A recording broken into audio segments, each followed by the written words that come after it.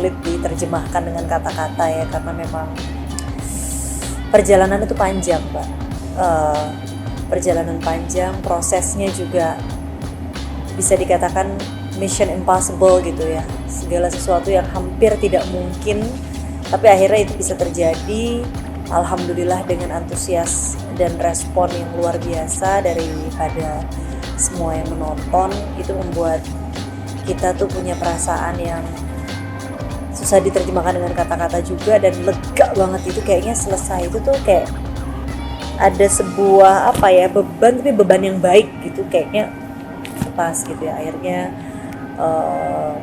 cita-cita yang selama ini gitu kan juga sudah dicita-citakan tuh terwujud, karena kan memang mengangkat tokoh Laksamana Kamalahyati ke dalam ruang kesenian itu merupakan impian saya sejak lama, karena memang saya terinspirasi dari tokoh ini tuh sejak 2007 kurang lebih ya. Pokoknya sebelum beliau itu diangkat menjadi pahlawan nasional, belum diresmikan menjadi pahlawan nasional.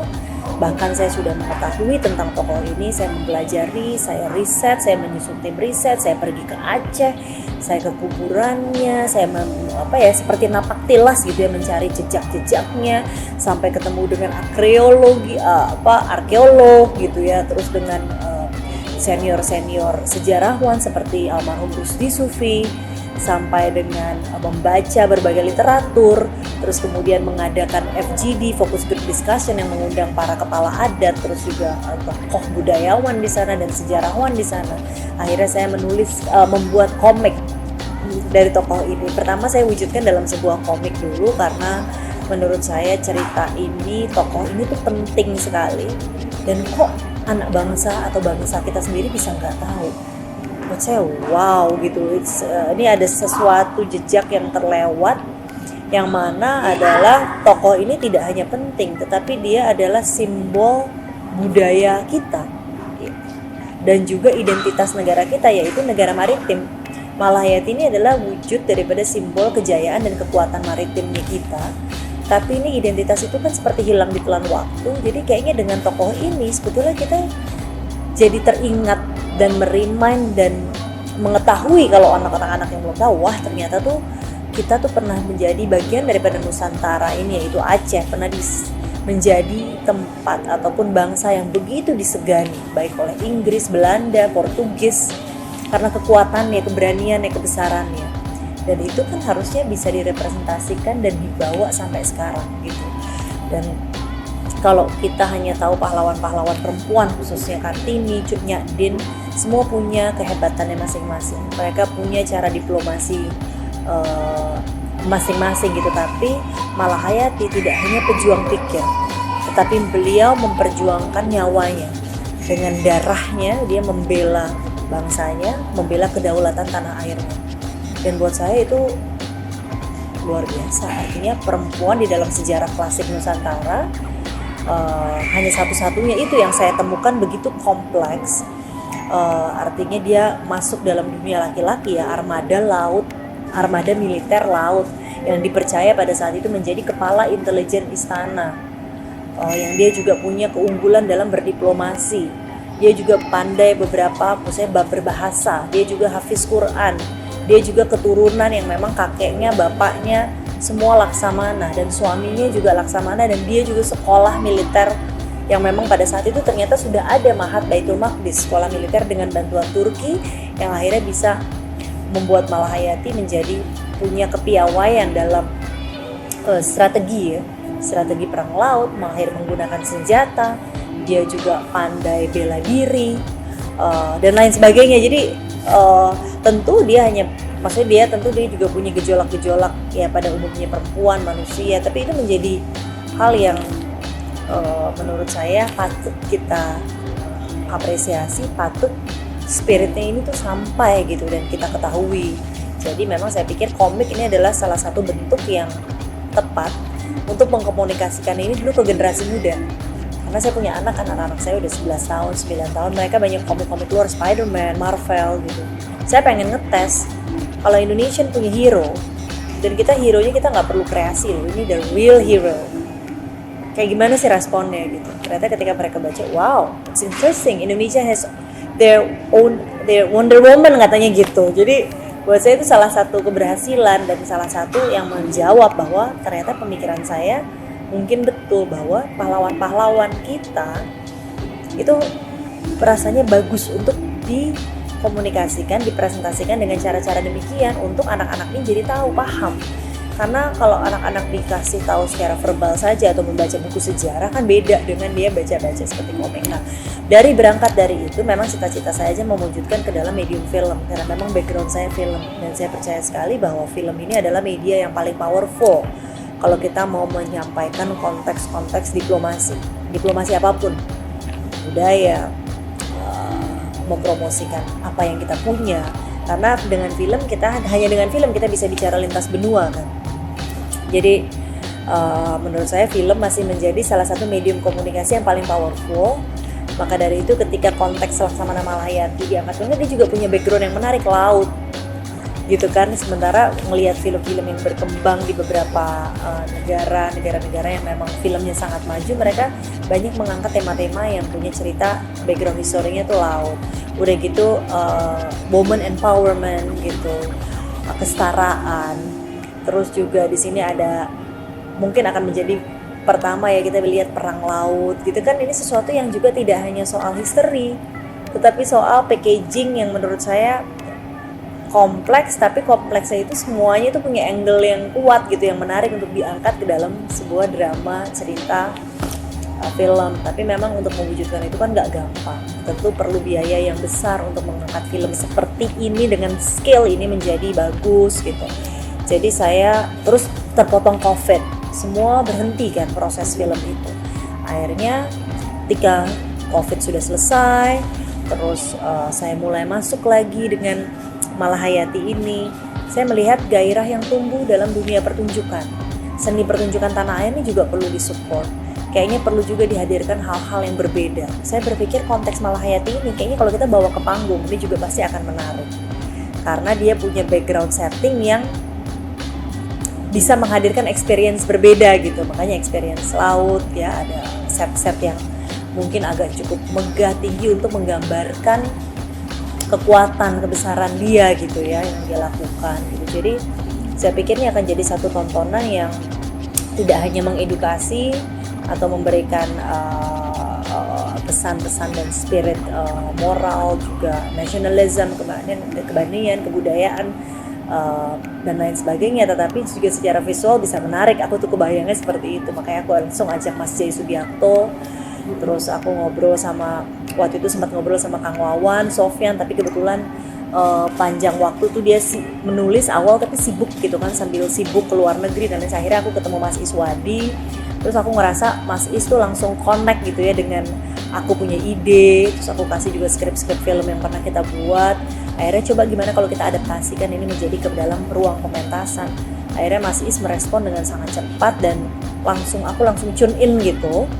Akhirnya Mas Is dengan menuangkan ini dengan gaya bertutur sastra gitu ya, rasanya tuh agak poetik gitu bahasanya di sini yang memang tidak mudah didialogkan untuk sehari-hari. Tapi bagaimana itu menjadi sehari-hari gitu, itu juga merupakan tantangan dan menurut saya menarik. Jadi di tengah maskulinitas tapi ada poetik dalam bahasa-bahasa yang disampaikan gitu. Jadi akhirnya ya kita sepakat untuk mengangkat ini gitu ya ke dalam dunia teater. Lalu saya langsung menemui pimpinan daripada Angkatan Laut dan Panglima pada saat itu juga, yang masih menjadi Angkatan Laut awalnya, karena ini adalah tokohnya Angkatan Laut gitu. Ini tokoh maritim dan dia Laksamana pertama perempuan di dunia gitu. Dan saya tahu betapa Angkatan Laut juga mengapresiasi punya KRI Malahayati, cuman kan belum pernah nih diangkat dalam bentuk yang secara kreatif seni gitu. Yang ini akhirnya saya ngobrol sekarang, dan akhirnya mereka sangat support gitu ya, sangat, karena ini adalah tokohnya mereka. Jadi akhirnya berkolaborasi, kita angkat dunia pertunjukan dan diangkat dalam momen HUT Angkatan Laut. Jadi menurut saya ini juga bentuk penghormatan Bapak Kasal juga kepada tokoh Malahayati, kepada mungkin ahli waris keluarga, yang saya juga sebagai seniman sangat senang gitu ya, sangat mengapresiasi bahwa ruang ini kan dan akhirnya ini tumbuh dan menjelma menjadi sesuatu yang insya Allah atau alhamdulillah berkesan gitu ya. Dan saya pikir ini bisa menjadi contoh untuk kita bisa mengangkat tokoh-tokoh lain gitu ya, mungkin seperti ini. Dan ini rasanya juga orang kan jadi untuk menghantarkan ketika saya insya Allah berjalan ke filmnya, orang paling tidak mengenal gitu sosoknya gitu kan. Sekarang sejak diangkat dalam dunia pementasan baru banyak akhirnya media yang mengangkat tentang tokoh Malahayati pribadi, Mbak juga. Dan bukan hanya Mbak, banyak saya temuin, gila gue jadi baru tahu loh ada tokoh Laksamana Malahayati. Iya, dan akhirnya mereka tuh gue ke Aceh langsung gue nyekat, gue cari kuburannya gara-gara gue nonton pentas itu gitu loh, jadi tahu. Menurut saya ya inilah salah satu kekuatan ya, kesenian atau ruang-ruang kesenian untuk kita mengangkat hal-hal seperti ini.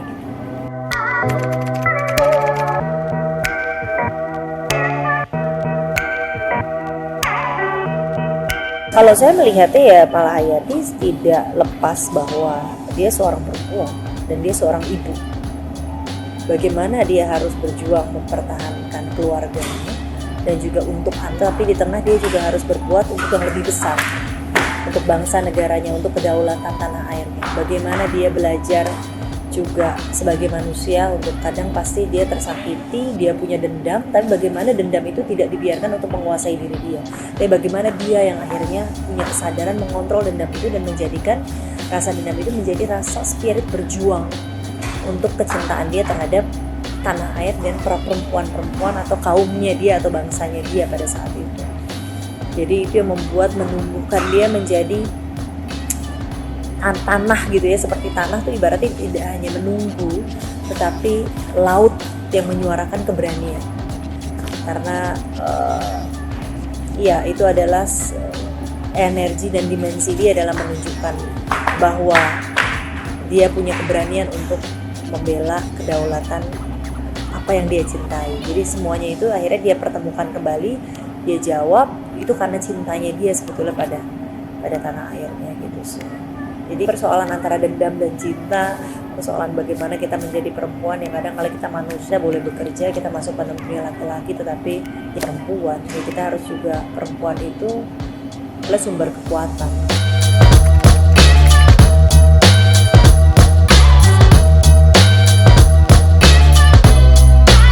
Jadi ternyata memproduseri dan main itu kan udah satu tantangan tersendiri. Makanya tadi saya bilang ini kayak Mission Impossible. Kan Mas Iswadi sutradara juga bilang gitu, ini kayak Mission Impossible karena dia tahu bagaimana, karena ini pertama saya memproduseri juga, jadi bagaimana hektik, energi, waktu, pikiran, stressful yang menyita, dimana saya harus mendalami sebuah peran yang jauh dari kehidupan sehari-hari dan tidak hanya peran dengan dialog-dialog yang begitu, dengan muatan-muatan yang panjang, dengan aksen-aksen Aceh yang tidak sehari-hari, dengan gaya bahasa yang tidak sehari-hari, tapi juga harus fighting,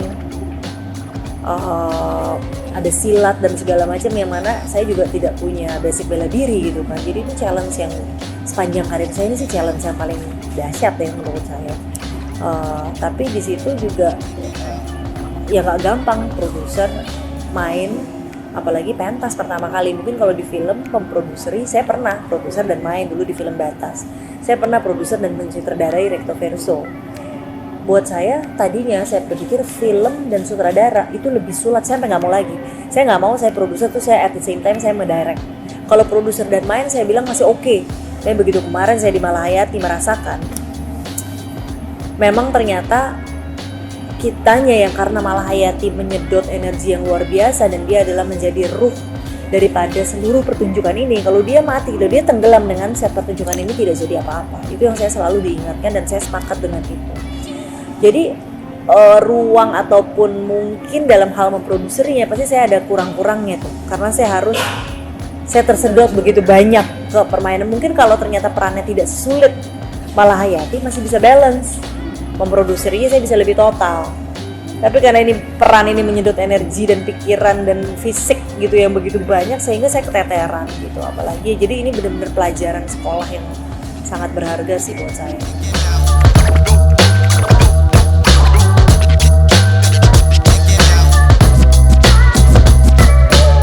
dalam film, dalam teater semua dari sisi acting ada challenge-nya masing-masing.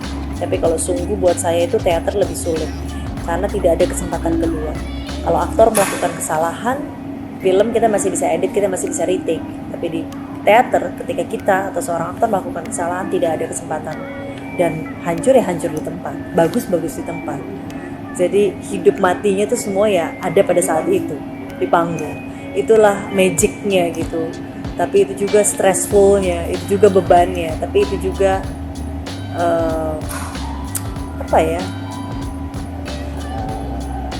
rasa yang mungkin nggak bisa diulang. Jadi kalau kita berhasil menjalankan itu, kepuasannya juga kayaknya double gitu buat saya. Dan kita kan harus bisa menggenggam.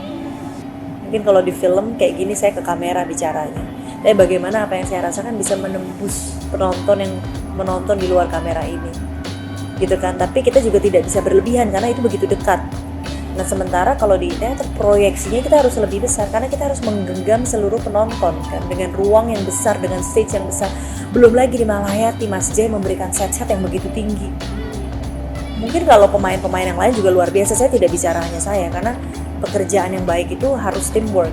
Jadi teman-teman main punya peran yang luar biasa untuk memberikan saya energi. Para Inong Bale, Sultan, Bang Arswendi, Nini dan lain sebagainya itu memberikan saya mungkin energi. Akhirnya bisa kita menyeimbangkan set yang ada. Karena kalau kita set visual begitu kuat Mbak, begitu kita tenggelam banget.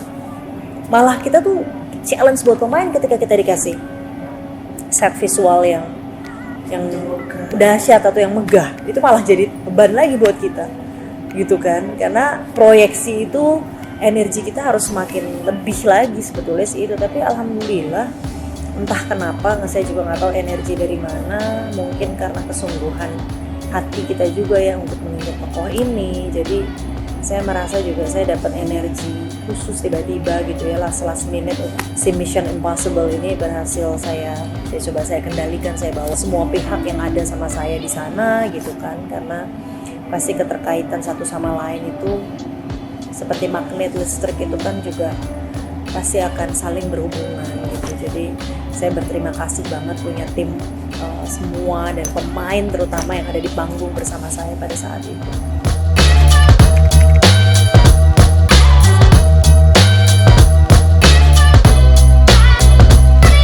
Sebenarnya saya pingin konsentrasi juga di dalam konteks pahlawan-pahlawan khususnya perempuan. Bukan saya nggak mau ngangkat yang laki, mau. Tapi masih ada beberapa tokoh seperti Ratu Kalinyamat yang menurut saya menarik. Dan saya pingin mengangkat tentang juga beliau karena saya juga orang Jawa kan. Terus juga adalah beberapa tokoh. Terus juga menurut saya juga konteks pahlawan-pahlawan yang sifatnya kelautan ini menjadi konteks yang penting sih untuk saat ini kita angkat. Karena itu belum pernah, dan biasanya kan kita banyak konsentrasi di darat. Kenapa kita sekarang tidak mengangkat yang di laut? Karena negara kita kan juga diisi dengan laut, dan kita memperlihatkan bahwa laut ini bukan memisahkan, tapi bagaimana laut ini menjadi pemersatu dan tidak menutup kemungkinan laki, tapi khususnya perempuan yang belum mungkin banyak yang tahu. Kalau untuk udah banyak yang tahu kan ya sudah gitu kan. Artinya kan di sini kita tugas kita sebagai kreator gitu ya, tapi juga saya juga punya anak gitu yang saya tanah airnya gitu, mengenai pejuang-pejuang yang penting yang mereka tidak tahu. Jadi saya merasa punya moral obligation ya untuk mengangkat tokoh-tokoh seperti ini dengan cara-cara seperti ini, sehingga kita atau generasi muda tuh punya kebanggaan terus yang lebih gitu. Selagi kita punya banyak tokoh sebenarnya, kalaupun kita tidak harus mengkreasikan hero-hero, maksudnya sebelum kita ke hero-hero lain yang kita kreasikan, kenapa kita nggak angkat hero-hero kita dulu yang memang the real hero gitu. Saya berpikir ke situ. Ya, Magali tanpa disangka-sangka dia jadi anaknya Malahayati, saya tuh deg-degan banget Mbak. Pertamanya saya fine, tapi ketika waktu itu saya ada insiden, saya belum bisa konsentrasi full. Terus ketika kedua adalah ketika saya melihat setnya tuh tinggi banget. Dan Magali belum pernah masuk ke set tinggi itu, jadi saya takut sekali dia pakai sarung kan, dan itu gelap kan, kita nggak tahu naik turun tangga takutnya jatuh atau apa kan, ada bahaya. Jadi saya lebih concernnya ke situ, dan juga mungkin karena karakter Magali yang memang dia lumayan eksplosif dan sangat ekspresif, jadi susah dikontrol kadang. Jadi kadang-kala kita takut dia melakukan apa di panggung di luar instruksi. Tapi ternyata dia begitu taat, dia begitu mengerti, dia melihat ibunya dan ternyata dia cukup kooperatif. Dia bisa melakukannya dengan natural tanpa saya harus bersusah-susah membujuk dan memaksa, dan dia bisa ya mendengarkan instruksi sutradara dengan cukup baik dan Astrada dengan cukup baik, saya pikir. Jadi ya itu. Jadi it's his debut. Terus ya dia langsung main di panggung, tapi ya dia kan juga kemarin tidak terlalu berdialog, cuman hai gitu ya. Tapi buat saya tetap itu sesuatu ya, karena kan nggak gampang juga. Ya dia bermain di situ tanpa harus ceritanya memikirkan ada penonton atau keluarganya yang nonton atau mungkin teman dan lain sebagainya. Jadi sebuah ya kejutan juga sih untuk saya sendiri gitu. Enggak sih sebenarnya, Magali itu justru jauh dari saya ya. Dia itu kan senang sport, dia itu lebih ke bapaknya sebetulnya. Dia itu suka adrenalin tinggi. Sport dia tuh sukanya hari-hari ya sepeda yang nge-trail, yang balap, yang mobil, yang nyetir gitu. Kalau Mas Kana kakaknya itu memang lebih film, lebih art gitu-gitu, lebih mengerti. Jadi ketika dia nonton dia bisa mengomentari pertunjukan saya dengan it's good or not good or this is better ya, apa sih kayak ini harusnya lebih begini, lebih begitu. Dia bisa memberikan itu, dia punya pendapat karena dia punya vision terhadap karena dia hobi nonton film kan. Nah ya, kalau kecil nggak pernah komen, tapi dia memang dia dekat sekali sama saya. Mungkin dia pengen deket aja sama saya karena saya sibuk sekali, dan dengan dia bermain di situ dia punya pengalaman yang menyenangkan dan dia artinya dia bisa deket terus sama ibunya. Kalau saya ngeliatnya sih itu karena dia pengen deket terus sama ibunya, akhirnya dia pokoknya main dengan dia ada di situ, dia terus ikut bersama-sama saya terus kan. Terus kemudian juga ya kan ibunya harus punya anak lain dong kalau nggak dia.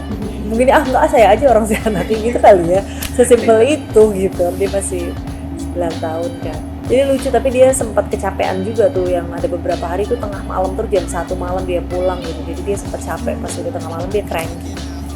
Tapi di luar itu sih dia keep up sih dan cukup kooperatif. Alhamdulillah bisa.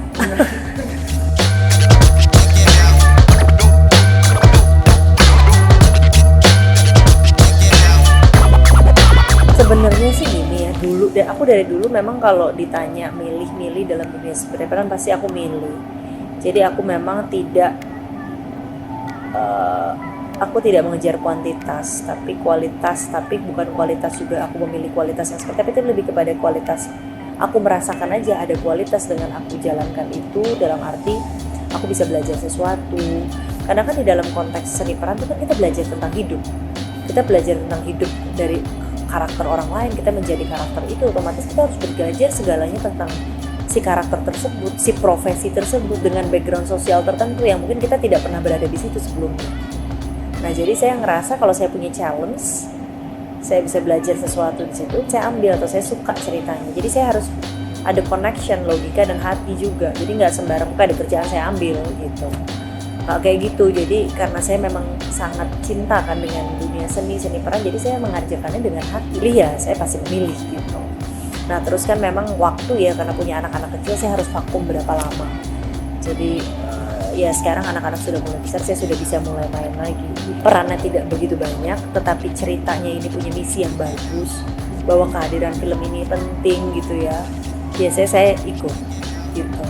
Tapi kalau saya tidak bisa melihat apa-apa dalam konteks apapun ya saya nggak ambil.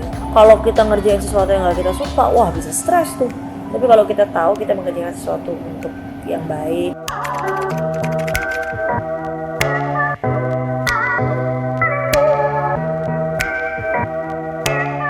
sebenarnya priorities ya, bagaimana kita membagi prioritas, dan semua itu kan ada skalanya.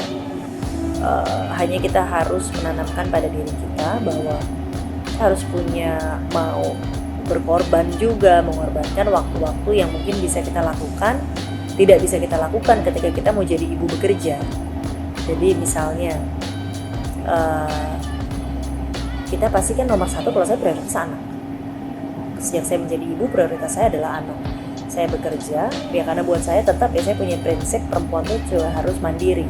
Harus perempuan bekerja itu buat saya sudah sebuah keniscayaan.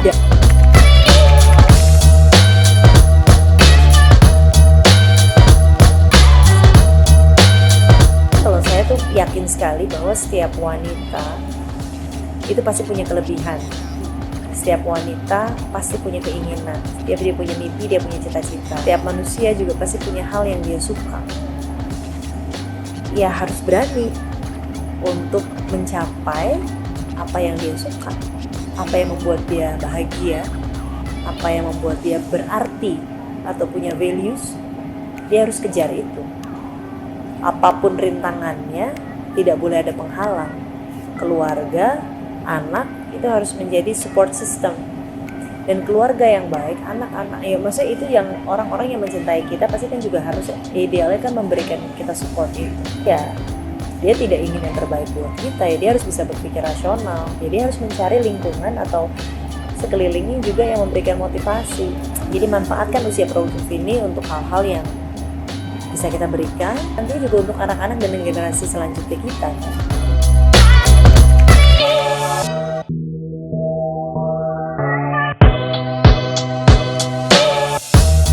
Udah ada rencana ini sudah lama sekali, justru belum terjadi. Mudah-mudahan ke depan bisa diwujudkan, tapi tentu pasti perlu proses. Kedua, saya juga ada series yang saya akan lakukan, ini terkait medical, karena saya punya pengalaman pribadi tentang perjalanan saya dengan proses anak saya Magali dulu, ya, ini medical series, saya lagi developing juga. Terus saya juga masih ada beberapa PR untuk Parvi, asosiasi aktor, di mana saya menjadi chairman atau ketua umumnya di situ. Terus kemudian saya juga ada salah satu mimpi yang belum terwujudkan karena kemarin pandemi terhentikan.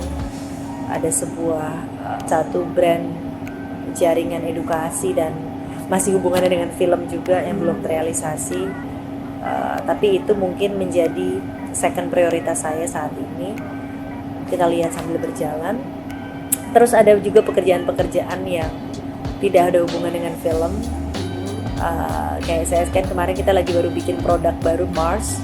Mars ini adalah eco-friendly golf attire. Karena saya senang main golf. Terus saya punya sahabat teman saya, kita bikin satu brand namanya Mars. Itu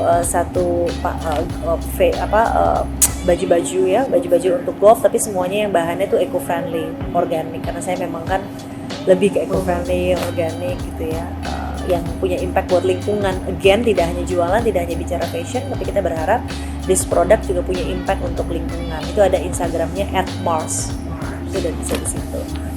Terus ada pekerjaan lain juga yang tidak ada hubungannya dengan seni dan lain sebagainya, tapi itu juga berjalan paralel. Lebih bisnis lah urusannya. Dan perempuan itu satu ya, perempuan tuh multitasking. Jadi selagi kita masih bisa, selagi sehat, optimalisasi multitasking itu adalah kelebihan dari perempuan menurut saya.